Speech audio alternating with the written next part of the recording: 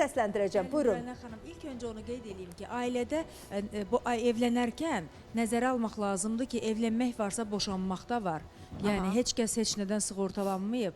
Buna görə də nikah müqavilələrinin bağlanması çox önəmlidir ailə qurarkən. Düzdür, biz deyirik ki, milli mənəvi dəyərlərimizə görə nikah müqaviləsini qurmuruq. Bəli. Sanki bu bir-birimiz olan güvəni itirir, sanki bir-birimiz olan istəyi azaldır və s. Amma sonradan, yəni ki, həmin o boşanma prosesində baş verən o proseslər elə bir dəhşətli hala gəlir ki, və əl-xüsusda burada uşaqlar varsa, o uşaqların psixologiyasına ciddi şəkildə ziyan vurulur. Buna görə də nikah müqavilələrinin olması, biz bugün cəmiyyətimizə bunu aşılamalıyıq ki, boşanmaların sabah sağlam olması üçün bizim bugün nikah müqavilələri maarifləndirməmizə böyük ehtiyacımız var. Digər tərəfdə ona zinət əşyasına gələndə burada bir psixoloji nüans var.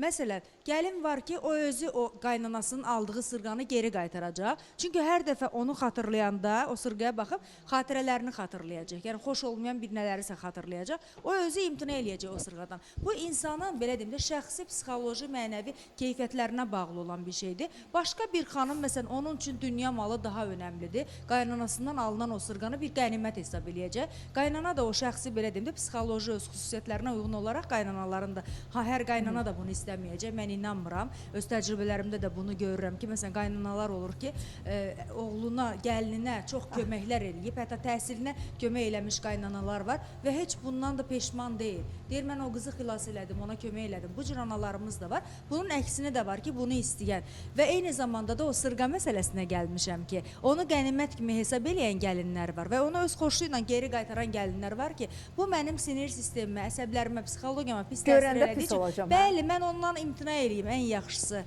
gözüm görməsin də. Yəni, buna görə də bu nüanslar nəzərə alınır. Bir də ki, həmin o mülkiyyətin bölünməsində uşaqların mənafiyə düşünülməlidir burada. Çox zaman bizdə qarşı tərəf, ər və arvad bir-birlərinin düşmən kəsilirlər. Unudurlar ki, uşaqları var və bu uşaqların gələcək həyatı taleyləri ilə oynayırlar. Hətta psixologiyada belə bir şey var.